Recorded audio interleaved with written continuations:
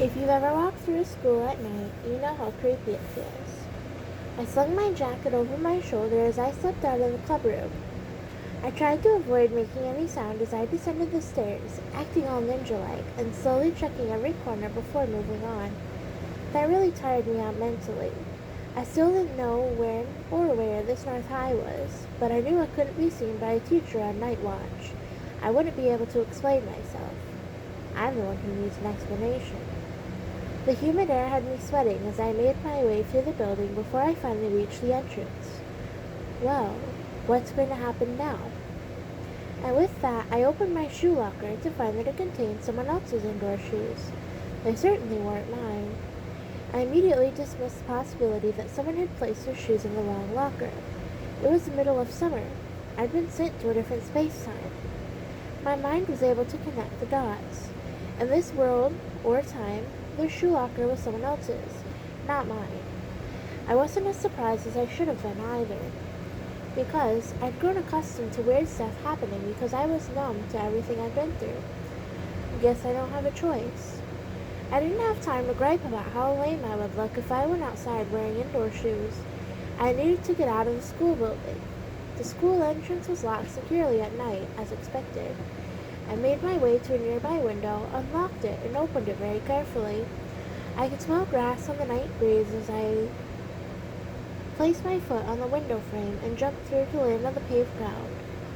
I was near the spot where Huddy had woken me up when we were in close space. After 10 seconds of staying still, I made sure no one was watching and began to move. It was just as hot outside, a smothering humid heat that was typical of summer in Japan. I'd just come from a frigid winter, so my sweat glands were in full gear. I used the winter blazer to wipe the sweat dripping from my face as I headed for the school gate. It was a simple job to climb over the gate while avoiding the iron spikes, which had me thinking our school's sloppy security. Once I landed outside the school grounds, I picked up the jacket I had thrown over beforehand and stared at the stars as I planned my next move. First, I needed to figure out what month, what day, and what time it was.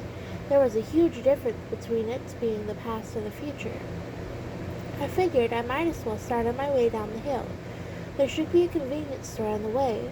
A high school student bursting into someone's home to ask what day it was probably be reported to the proper authorities, so I should head for a place where I could learn the time and date. Still, it sure is hot. I was basically stuck to wearing winter clothes, and my legs were all sweaty, which made these long pants very uncomfortable. I really hated the inventor of polyester at this point.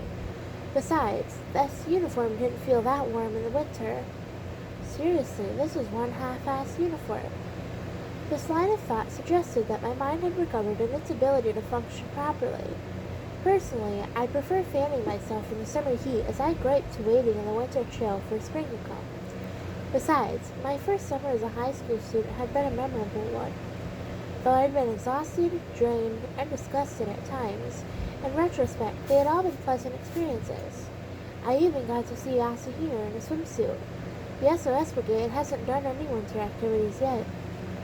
I spent the 15-minute descent thinking about how the hot pot might have tasted before I finally spotted the light I'd been looking for.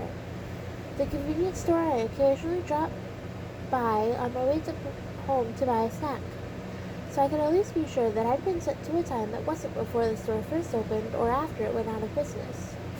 I impatiently waited for the automatic doors to slide open, and as soon as I stepped inside, I looked up at the wall. It took a while to get used to the feel of the air conditioning. In the meantime, I stared at the analog clock on the wall.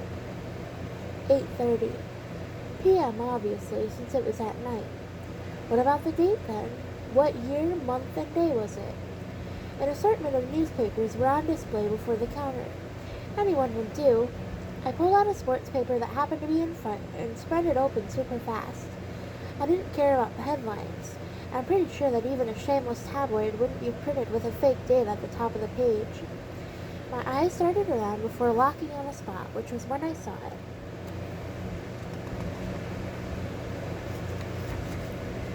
A set of identical numbers universally considered to be lucky. From what year? I carefully checked the number on the paper. The guy behind the counter was giving me an irritated look. I couldn't care less. I kept rechecking the 4-digit number and subtracted the year on the sports paper from the year of the December I had just come from. Simple arithmetic. A child could do it. So that's how it is, Nagato. I looked up from the newspapers and sighed deeply as I looked up at the ceiling. Tanabata Day, celebrated nationwide. It was July 7th, 3 years ago. Tanabata, 3 years ago. What happened on this day? On the Tanabata this year, which was rather rhapsodic, we had finished writing our wishes on the card, and afterwards, Asahina had invited me to travel back in time with her for this moment. I was then reunited with the adult version of Asahina and directed to head towards East Middle School at night. That was where I ran into 7th grade Haruhi, plastered to the school gate, and found myself drawing a message to outer space in line on school grounds. After that, the high school girl Asahina Small, lost her TPDD, which was something like a time machine, so I took her to Nagato's apartment where the two of us were put to sleep for 3 years and returned to our original time.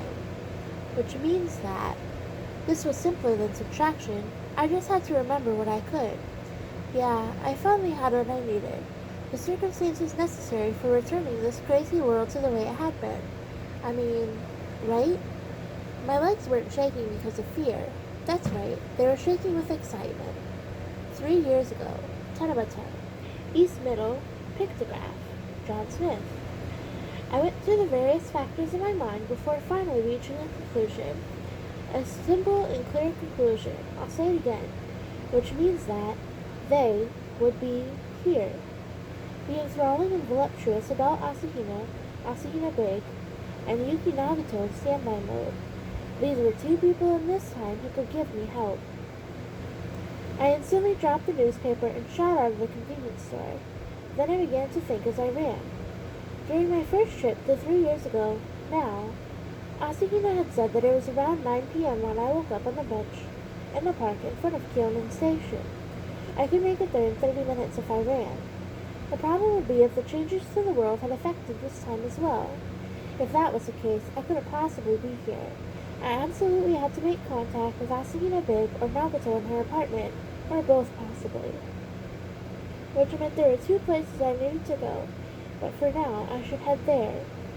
I could go find Nagato in her apartment later, but I'd only be able to find Asahina Big at that time and place.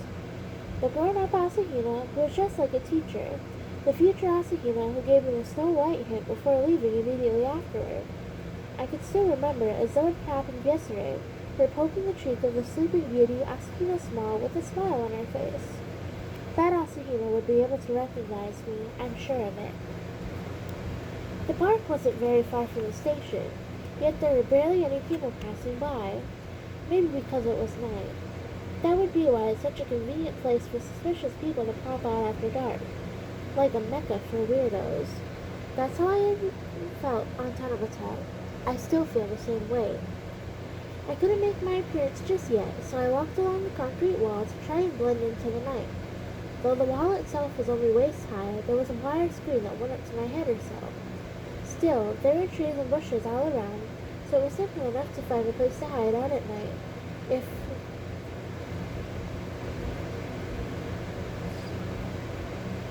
not during the day. In fact, I should be more concerned about any people walking behind me giving a funny look. I tried to remember the location of the bench I had woken up on as I moved along the wall. I needed to find a suitable spot. It was almost 9 p.m. I was literally peeping through the cracks, I guess. I stuck my head through the bushes to find the scene I had been searching for. That's it, huh? It was like watching myself act in a movie or some kind of dream where I had third-person perspective. Still, this is pretty. The bench, under the light from the lamppost, stood out in the darkness as though it were in a spotlight. Even from this far away, there was no mistaking it. Both people were wearing North High uniforms. Everything was just as I remembered. Asahina and I from the past were right there. That version of me was lying on the bench asleep with his head in Asahina's lap. I'd be lying if I were to say that any dream I'd had in that situation was PG. My head was resting on the most valuable item on the planet. If that didn't lead to healthy respite, then there is no such thing as sound sleep in this world. Asahina was peering into my face, which was resting on her thigh, as she blew into my ear and tugged on it. Lucky bastard. Wait, that'd be me. For a moment, I was tempted to drag me out of there so I could take his place, but I suppressed that urge. I hadn't run into a different me at the time. In that case, we'd have a little paradox on our hands if I were to run out there right now, I think. In any case, there wasn't any reason for me to screw up the space-time continuum any further. I restrained my body's attempt to move against my will as I continued to play a peeping Tom, or voyeur to be more concise. My ability to control myself under these bizarre circumstances spoke well out of my character relatively. I felt like bragging to someone. And with that in mind, I continued my observation when Asahina's lips moved like she was saying something, and I twitched slightly before sitting up. I couldn't hear their voices from my location, but I could still remember. Asahina had just asked if I was awake. Asahina and I appeared to be engaged in small talk, but soon enough, Asahina leaned over with the side of her body coming to a rest on me with a soft plop. The bushes behind the bench rustled, and that person came out. I could never forget the long-sleeved white blouse and tight, deep blue miniskirt that made her look like a teacher. Around the end of May, she had used a letter to set up a meeting and give me the Snow White hint. She also told me about the location of her star-shaped mole. And on this day, Tanabata, she put Asahina Small to sleep and instructed me to go to Haruhi before turning and leaving, the adult version of Asahina. Her height and body had developed a few more years, and Asahina who came from the future beyond the first Asahina's future, Asahina Big. She looked the same as she had then. This was the verification I needed. It was on that Tanabata day, 3 years ago. Everything was as I remembered. Asahina Big had said a few words to me before squatting down to poke Asahina Small in the cheek and gently pat her back. Then she stood up and turned to me to say something. It was her role to guide you to this point. It is my role to guide you from here on. What's going on here? That was how the conversation went. I stood dumbfounded as Asahina Big finished what she needed to say and began walking out of the park without any sign of reluctance. She made her exit from the illuminated spot. For the first time, I noticed that she was headed for the park exit on the opposite side of East Middle. I was still spaced out, staring down at the face of the sleeping beauty Asahina Small, while appearing to be lost in thought. After a few seconds of trying to remember what I had been thinking about, I gave up on jogging through my memory. I couldn't afford to lose sight of Asahina Pig. I moved from my hiding spot and hurried out of the park. There was no longer any need to hide because I never saw me when I was me in this situation. The me at this time never saw another me from a different time. I never thought that I might. Of course, the past me could never have imagined how my space-time would go to hell. I ran off without another look back at the me who was so focused on the Asahina behind him that he couldn't think about anything else. I turned the corner of the park to find her standing about 100 meters ahead of me. She was walking with her back to me. Her high heels were clicking in a measured beat. She didn't seem to be in a hurry, but unfortunately I was. Everything I'd done to make it to this point would be for nothing if I lost sight of her now. I began to run again. As I closed in, I could see how her beautiful arms and legs and wavy medium-length hair almost shined under the faint light of the night. From behind, I could tell that it was definitely her. I quickly caught up and called out, "Asahina!" She froze. The soft tapping from her heels stopped.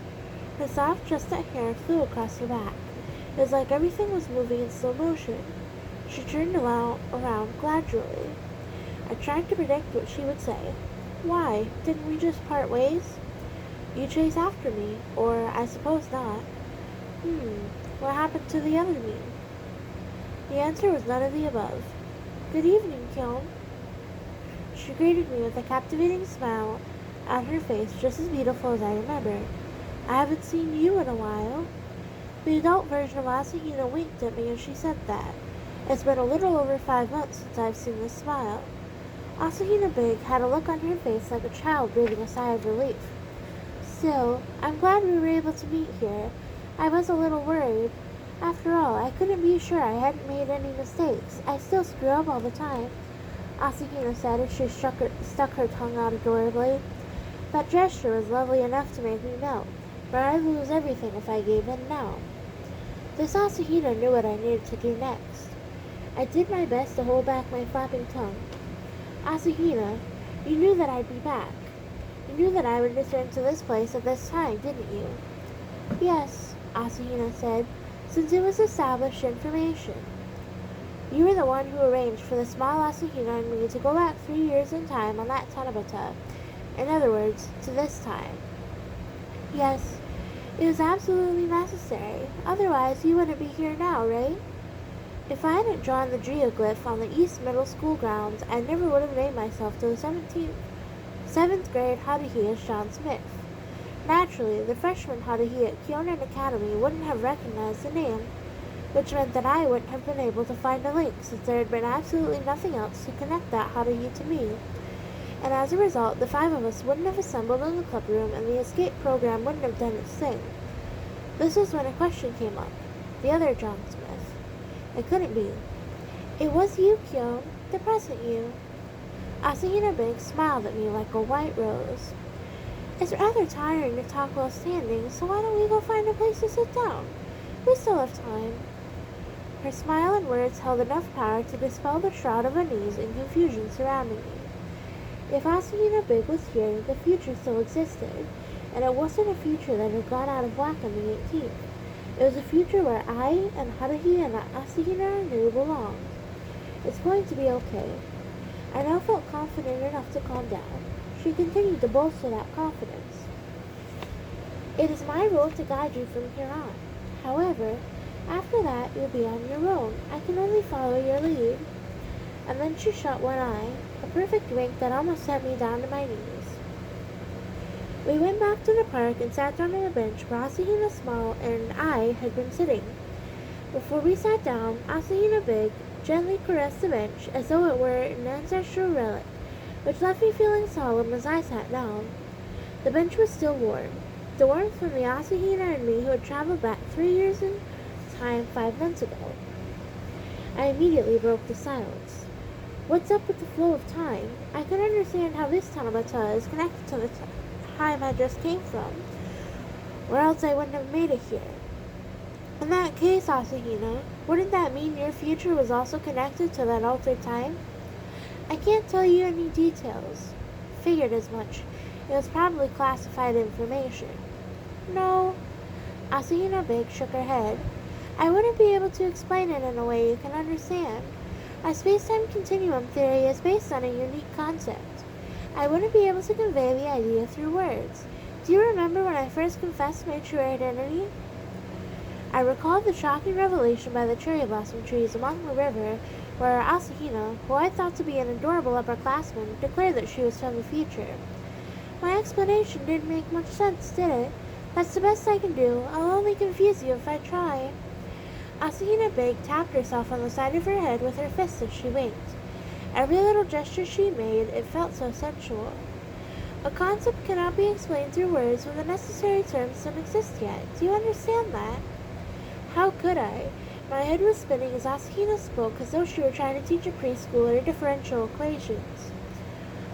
Uh-huh. Still, you'll understand soon enough, I'm sure. That's all I can say for now. I'll understand soon enough. Pretty sure that someone else said something similar to that before summer vacation. Right, Nagato said something along those lines. Wait. A flash of electricity ran through my synapses as I replied. Before summer vacation, the stuff Nagato mentioned during the incident with the cave cricket, about how computers in the future weren't anything like the ones now. What's that? Ah, that's a sharp observation. You still remember? That's right. The system in our time that serves as a computer or network does not rely on any material substance. It exists within our minds as an abstract form. The TPDD is also that way. The thing she lost that was supposed to be impossible to lose. Is that a time machine? Time-plane destroyed device. Shouldn't that be classified information? Yes, it was for me back then. The restrictions on me are slightly more relaxed now, since I've had to work very hard to come this far. Asahina puffed up her chest, which almost sent a button flying off her blouse. Her physically impossible body proportions were impressed on me in a beguiling fashion, but unfortunately my mind was unable to find the optical refuge in that sight. I asked, what was the cause? I understand the future I was in had been changed, but when did it change? It would be better to ask the Nagato in this time period for the details, but I can tell you one thing. Your time plane was altered 3 years from now on the morning of December 18th. That would be 2 days ago for me. Alteration to the time plane, huh? Which meant that I tried to remember the 2 interpretations Koizumi had come up with. I guess that one that didn't involve parallel worlds was correct. Yes, the SDC data, the entire world was changed overnight. Only your memories remain untouched. It was an incredible time quake that could be observed from the deep future. It wasn't that I had no interest in technical terms like STC or timequake, but I didn't have time to waste on trivial matters. There were other more pressing questions to deal with. If you were waiting for me here, Asahina, does that mean you could also be dealing with the disaster that has befallen my future? I cannot deal with it alone, she replied with a glum look on her face. We need Nagato's help, and you'll also be with us. Who's responsible for this? I'm guessing it was Haruhi. It wasn't.